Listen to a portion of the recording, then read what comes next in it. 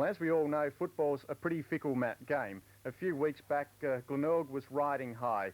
Its spot in the finals was a virtual formality, it so appeared, and the Tigers were rated a big premiership hope, along with teams like Norwood and North Adelaide. But how things can change. The Tigers went into today's match against Norwood with 4 losses in a row. In fact, their last win was against Woodville back on May the 11th.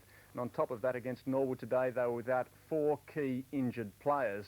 But the Tigers responded to the challenge magnificently. In fact, by half-time, they led by 19 points, and we're going to pick up the action in the thrilling last half. In fact, in the early stages of the third quarter, our commentators at the match, Roger Wills and Darryl Hicks. 1-2, a booming one looking for Carey, who's behind Hall. It's grand mark by Hall, considering the opposition from Carey. It's been a good clash, both the big ruckmen using their body. Hall on top then. Roberts in front. Strong arms of Neville Roberts. It's interesting how you expect that to happen. You expect Roberts to break clear. Hall has played superbly in the first half. Neville Roberts directly out, 35 metres. And the goal umpire this time hasn't moved. And an important goal to the Redlegs. They trail by 12 points, 2 minutes into the third term. Throw in at half forward for the Redlegs. They trail by 6 points. Murphy, shot by McIntosh. Wanting to bring in a teammate, that's Louchlan. Forced to whip it over his shoulder. Strong mark to McGrath. Superb mark. Strong body work in the back pocket by Salisbury, and McGrath shoots. He has one. That's his second, and scores a level. So Norwood have got themselves back to even Stevens at 9 minutes, third term. Norwood 11-3-69 to Glenelg 9-9-63. Hall comes back to him. Payne with dash. He gets the centre half forward. Stab for Roberts. Hall's in the way. Comes back to Payne. Might get the free kick. He does. Frustration for Michael Murphy. Well, no expression at all on the Norwood bench. It was almost as if it was expected, but Payne, he was the one who did the work. 3 touches. Missed Roberts with the kick, but recovered, retrieved, and it was awarded the free.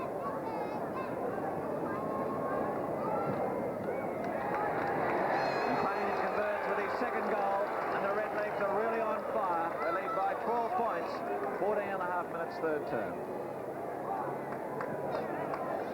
David Payne attempting to find Roberts. Hall intercepts but fumbles. Payne turns inside and is run down by Michael Murphy. Hall again. Scanlon picked it up brilliantly for Gallagher. Scanlon does a shepherd on Walsh. Strong mark in front by Salisbury. Half back out of side.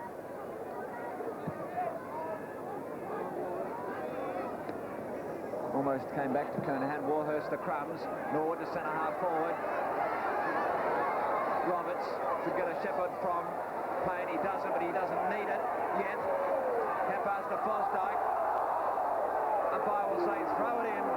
Right half forward for Norwood. Fosdyke and Roberts. For Roberts just lacking the pace to get clear. Stephen Kernahan against Button. Push out by the Redleg. And loud applause for the Glenelg free kick. Kernahan on the ball. He's Corn's attempt to slow down the game and retrieve the situation. Kernahan back towards the centre. Walsh keeps going. Elects to not even pick it up. Maynard. Back to Walsh, who's come down towards half forward. Whips it over his shoulder. That's the goal of the day. Inspirational stuff by Walsh. They needed it. Nell trails by 6 points, 16 minutes, third term. Well done, Gavin Walsh. From half-back to Maynard, ran on, overlapped. Too fast for Hall, straightened, and the half-back flanker, who began the season in the forwards, kicks his first.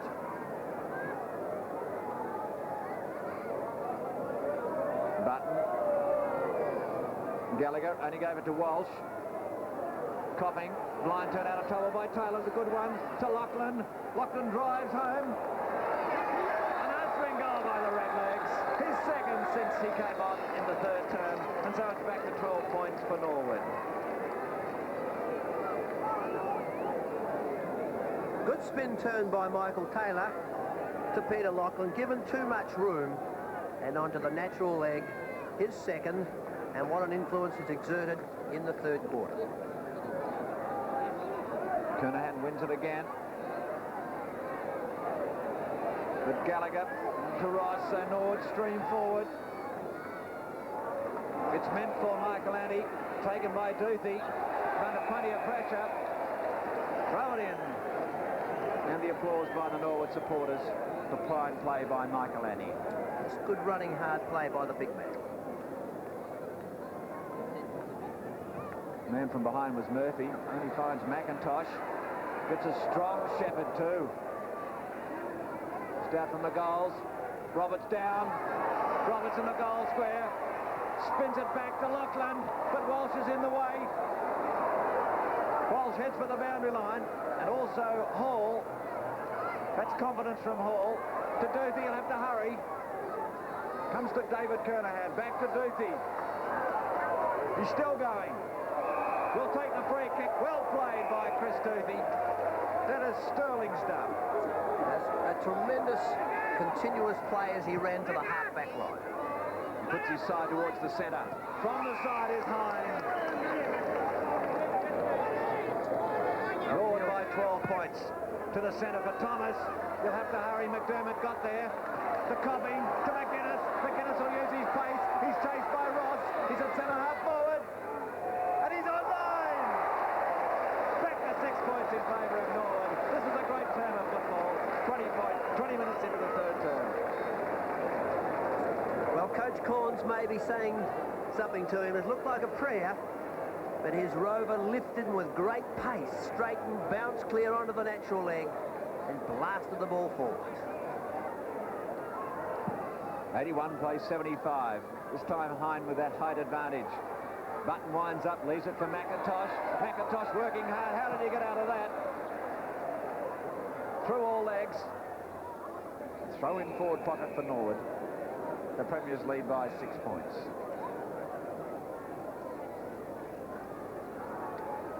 And behind is Button. Can he get boot to ball? Brilliant individual effort by Neil Button. That's a sensational goal. And Norwood are back to 12 points. 21 minutes third term. What a superb take from Button from behind.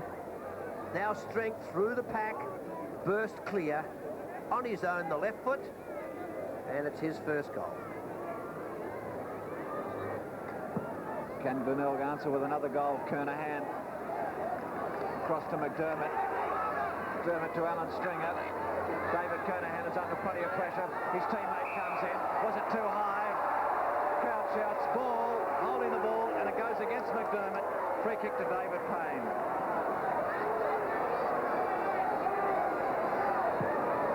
Payne puts Norwood to half forward. Big punch from Stephen Kernahan. He's everywhere in the last 10 minutes or so, but it's McIntosh just away from centre. Copping. Harassing on the mark.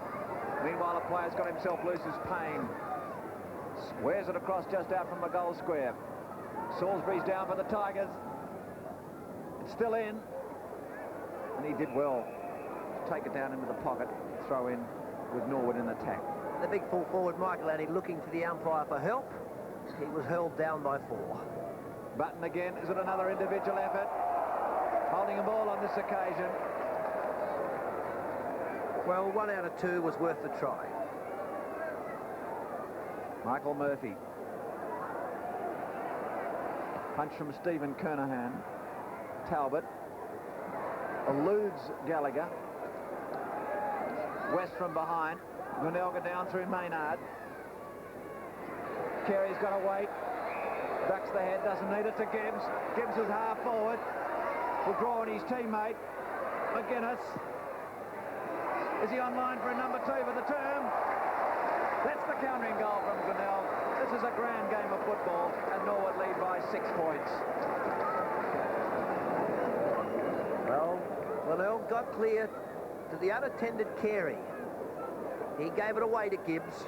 Gibbs had a number of options. Decided to draw the opponent. McGuinness could have given, decided to kick over the shoulder, and his second superb passage of play. 9 goals so far in the third term. Kernahan winds up again, but it's McIntosh. Loves to burst clear in the way of Glenelg. Kernahan's got another chance. Over the shoulder. So Stephen Kernahan, who's been dynamic in the last 10 minutes, finds a couple of players loose. It's Maynard. Seebohm. Applause from Tony McGuinness. And he had a close opponent in Kelly. Yes, the pass was perfect. There's been a need for a change then. Baum has swapped Warhurst and Kelly, and Seebohm still leading them to the ball. A long way out, but it's number 5 for John Seebohm, and scores a level almost in the time on third term. Carey came back to Hine at the call from Ross. Wait for McGuinness, also McIntosh. McIntosh skirting the boundary line. Tremendous football from McIntosh. Ross is not ready. He got a shepherd though, and a tackle from Kernahan. Must be in the back to McDermott. It's not. Came to the other number 10. Fosdyke, a long hand pass to Taylor in the centre. Roberts puts his opponent down. Wait on the umpire. No, the free kick has not gone to Glenelg. It surely wasn't in within 5 metres. And Neville Roberts earns the mark and the boos of the Glenelg supporters. Well, I tend to agree with the umpire. It was a bump rather than a shepherd. Roberts to put his side back in the lead. He doesn't miss many from there.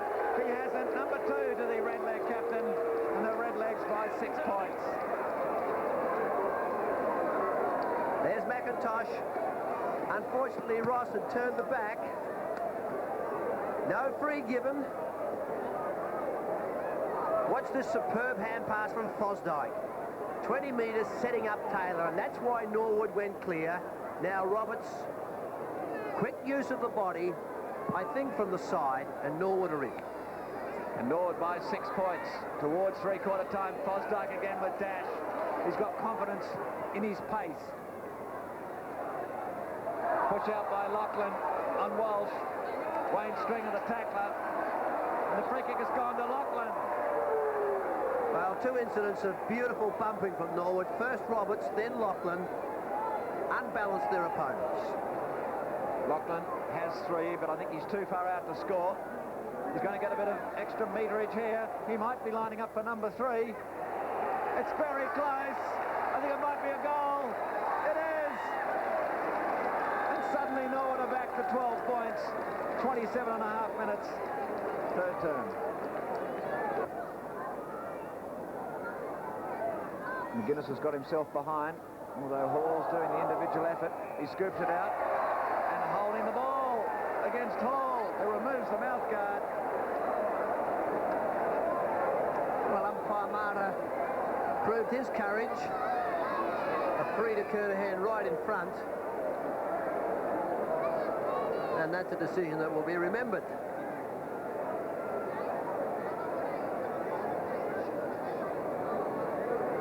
Fosdyke having a quiet chat to Stephen Kernahan. Kernahan's not put off, and that's the goal the Tigers won at the start of the final term. They trail by 6 points. Kernahan kicks his first 4 minutes into the final term. Hall. McDermott, who does the roving. Kernahan. Copping. He's really fired up. Wait on the umpire, holding the ball. Umpires have been very hot on this ruling. 15 metres given away by Stephen Copping. Well, umpire Schofield had to give that free to support his umpiring mate, who gave a free against John Hall.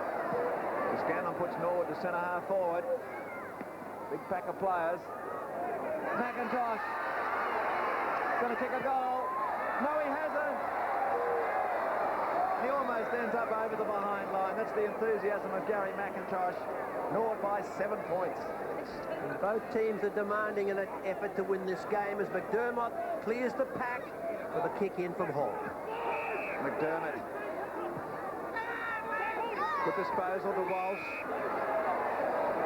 Glenelg players wanted to move it quickly. Gibbs winds up. He slipped initially. He's in the centre.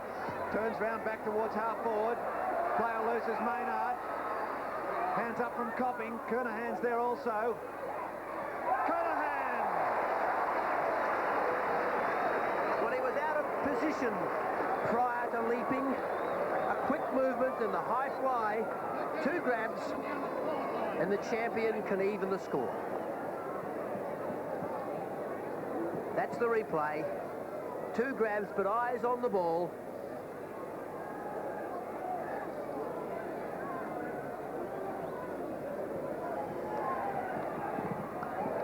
Number 2 for Kernahan, and 2 points Glenelg trail by. We're 8.5 minutes into the final term. Good lead from McFarlane.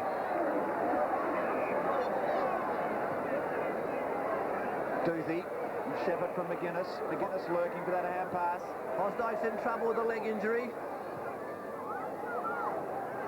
They come from everywhere. McDermott, man in front.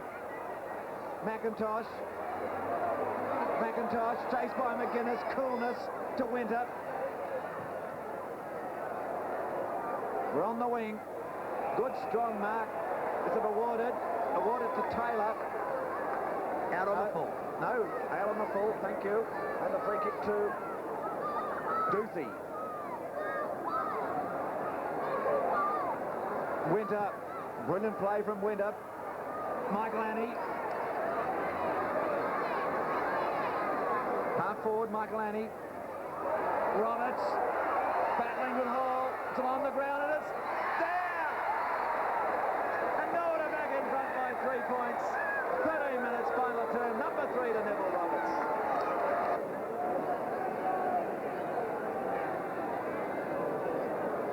The 2 5s, Carey looked to be held.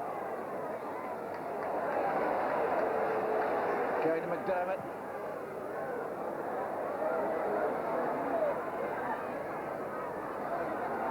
Kernahan biding his time on Warhurst. Norwood have plenty of players. It's Gallagher. Murphy, his name written all over that one, is marked on the outer wing. From the side is David Kernahan. Gives Thomas a chance. Warhurst, Ross. McFarlane comes down at the ground. Call from Louchlan. Louchlan's at half-back. He's deceptive in pace. Umpire says play on. Norwood have all the numbers. Was it a throw? McIntosh has to throw it back to Kernahan. Leading down the ground is brother David. He's at centre half forward. It's all calm in the Glenelg forward line. Seebohm leads. And Gibbs drops down. Plays on too. He's got confidence. It's going to swing across. It's all the crowd wants. The Glenelg supporters, 2 points in favour of Norwood. Well, the game's got everything. Just that little bit needed now as each player tries to lift. Carey Brilliantly down to Doothie. They wind up towards the centre. The bounce is important. Winters caught. Wait on the umpire. Strong tackle by David Kernahan.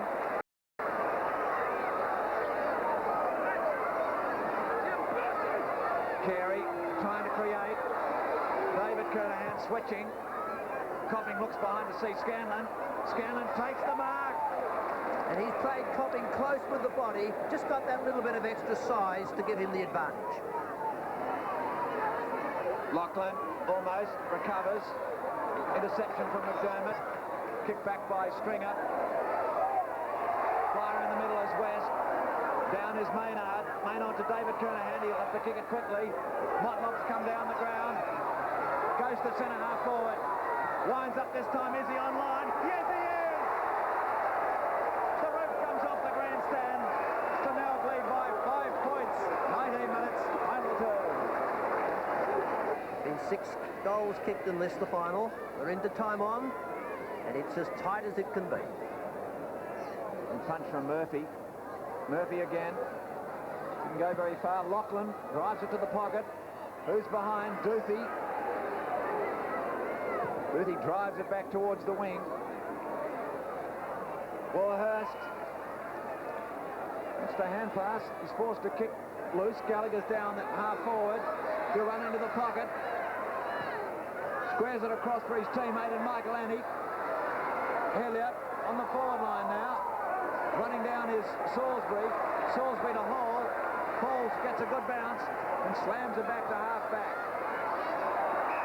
Umpire says in the back. Free kick to Maynard.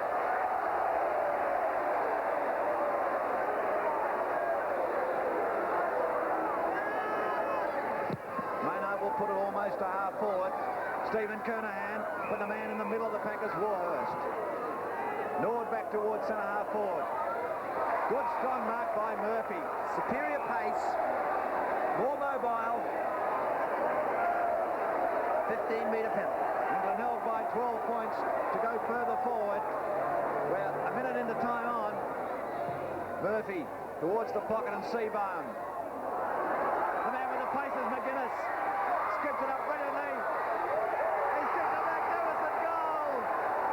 And that is surely it. McGuinness has kicked 3 goals. And Glenelg lead by 18 points. 26 and a half minutes, final turn. Yes, you'd swear they'd won a premiership down there at Glenelg, and who knows, maybe they will this year. Well, as I mentioned earlier, Glenelg led by 19 points at half-time. They then forfeited that lead in the third quarter to trail by 2 goals at three-quarter time, but then raced away with 6 goals to 1 in that fantastic last quarter. For Glenelg, Seebohm kicked 5 goals, West and Kernahan 4 each, and McGuinness 3. And for Norwood, Louchlan and Roberts 3 each, Aish, Thomas, Payne and McGrath 2 each, and footy punt a dividend of $3.50. Well, after 4 losses on the trot, Glenelg coach Graham Corns must have been a relieved man to end that run today. After the match, he spoke with Roger Wills. Graham, what a way to end a slump, beating the premiers. Well, any win would have been good to end a slump, but yeah, it was a very pleasing effort because it was a very good game of football and they played very well. And they had a few walking wounded towards the end, and I guess that allowed us to take advantage of that. It just highlights the closeness of the competition, doesn't it? Yes, you become more and more amazed as the season goes on that apart from North Adelaide, the rest of them really are locked in fairly close battle. And you know, it's not unusual for the bottom team like South Adelaide to knock off one of the top teams. And I think this year more than any, it's as even as I've ever seen it. Well, it was a seesawing contest. What do you think were the key factors in the Tigers' success? We really did hit through the ball better today than we had, and I think we were a lot more confident in our own ability today. We settled the team down fairly early in the week, and everyone really knew what their responsibility and their job was going to be. And we were lucky today, of course, with injuries. We didn't get any, but we had a good figurehead, or a couple of good figureheads in the forward lines with Seebohm, West and Stephen Kernahan, and good penetration across the centre, and Maynard, McDermott and McGuinness played very well on the ball. And of course, right at the end when we needed a lift, young Motlop came on and really split the field with his pace running into the forward line. So we had some good players all around. I was going to make that comment. You have a lot of injuries, but the use of McFarlane and Motlop, it obviously shows you've got depth and you've got versatility. Well, I think we still have. We were a little bit embarrassed at the start of the year because we had so many good players and we had a lot of good players playing in the reserves. And nobody likes to get injuries to players like Marshall and Simons and Henwood, and of course there's others that I'd forget for the moment. But what it does do is allow you to give some of these lads who are playing very well in the reserves an opportunity. And the classic example is Tony Hall and Mike Murphy, who've done nothing wrong, and James West, have done nothing wrong at league level when they've been there before, but the pressure of the good players we've had has kept them out. So, and we looked at the team on paper before the game and said, you know, that looks a very good team to me, and those players who came up, they deserved their opportunity and they played well. You mentioned confidence, and the side has been in a slump. You've played football, you've been involved for a long, long time now. Is there any, I suppose it's the $64 question, how have you approached it? Well, it's difficult because when you're playing well, you're loath to change because you don't want to do anything differently. Well, all of a sudden one day you lose, and you think, well, all right, you lose one. When you lose 2, 3 and 4, you've got a lot more pressure on you with each ensuing loss. But what it does do is it causes you to examine a lot more closely the team's efforts, both as individuals and the team. And of course, it makes you look very closely at your own performance. And you know, I haven't had a lot of success in pulling teams out of slumps when I was at South Adelaide. And you know, it just really makes you look at what you're doing in ways that you can improve team performance. I don't think it's a bad thing if the slump comes at the right time of the year, because it gets you back on the right track pretty quickly. Graham Corns speaking there with Roger Wills, and Graham Corns once again can afford to smile. Let's have a look at the other two results then of the matches played today. First, the match at Unley, where Sturt registered their 6th win of the season. Sturt, in fact, trailing at half-time, but in the second half they kicked 12 goals 2 to Port's 6 goals 8. As they say, straight kicking's good football to win by 23 points. Wilmot kicked 6 goals for Sturt, Motley 4 and Hollis 3, and for Port, Russell and Evans kicked 4 goals each. Footy punt, a dividend of $2.95. And at Woodville, Central District, back in the winning list. Central led all day, in fact. 14 goals kicked in the first quarter between them, and then when Central led by 12 points at quarter time, they kicked on to increase it by 13 points at half-time, 42 at three-quarter time, and Woodville reduced that to 31 points at the final margin. For Central, Platten kicked 6 goals, Van Dommel, Graham and Fraser kicked 3 goals each, and for Woodville, Blight, Fuller and Harris each kicked 3 goals. Footy punt, $3.25. The Premiership ladder then after 11 rounds, and 5 teams clearly making up the top 5 now, the others starting to tag a little bit. North, a break of 3.5 wins, or 3 wins and 1 draw over Norwood. Norwood second by a game over Sturt, who moved up to 3rd place. Glenelg live again, move up to 4th. Torrens dropped to 5th, 1 game outside Central. West and Port both 2 games outside the 5. Woodville and South starting to lose ground. The leading goal kickers then, Blight of Woodville kicked 3 goals today, a total of 66. Wilmot, who really has made a big impression on league football, 6 goals for a total of 51. Roberts, 5 goals for 48. And then the list goes down. Dietrich, who kicked 8 today, a total of 46. Copping, 1 for 43. And Beecroft, 2 for 41.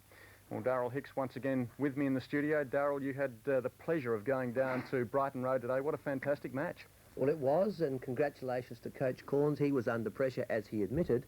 And I think Carey and McGuinness were the big difference. They played superbly. McGuinness gave them that little bit of run. And Corns made 1 or 2 changes, Copping into the centre at the beginning of the game. John Seebohm to full forward, and he is a fast, leading, aggressive. I know him best as a centre-half back or back pocket player. But that was the difference, just that little bit of enthusiasm and excitement that they needed. And what about Peter Carey? They've been missing him over recent weeks. Did he show any signs of lack of fitness or of that injury today? No, well, he's superb. He's super at not showing any signs. I don't think he's ever fit to look at. But he certainly clashed with... Ungainly, I suppose you'd say. He does, and he had some superb clashes with Neil Button. You could almost feel it from the boundary. But Super played well, and of course he gives, as captain of the club and his experience, his percentage game, his structure is so good. He drops back into defence, he takes the mark, he taps on, and his game was superb, as was Gary McIntosh's in the centre. I think McIntosh was perhaps best on ground, even though Kernahan, I would say, was best for Glenelg. Well, Glenelg obviously looking like $1 million early in the season, then the form dropped for various reasons. They're on the way back. They must be premiership hopes again. Well, those two sides play very exciting football. I think that by the major round they'll contest North Adelaide favourably, and it's not all over yet. Well, you mentioned North Adelaide. They've become virtually unstoppable today. It was against Torrens, who are lying 3rd on the ladder, but 68 points the margin.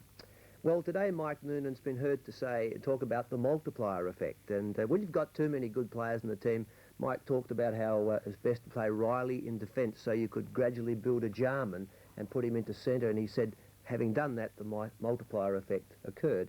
And that's an economics term from Michael. But it has happened, hasn't it?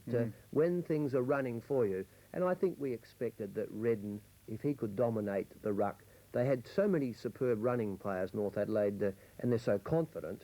But Torrens now have to take stock.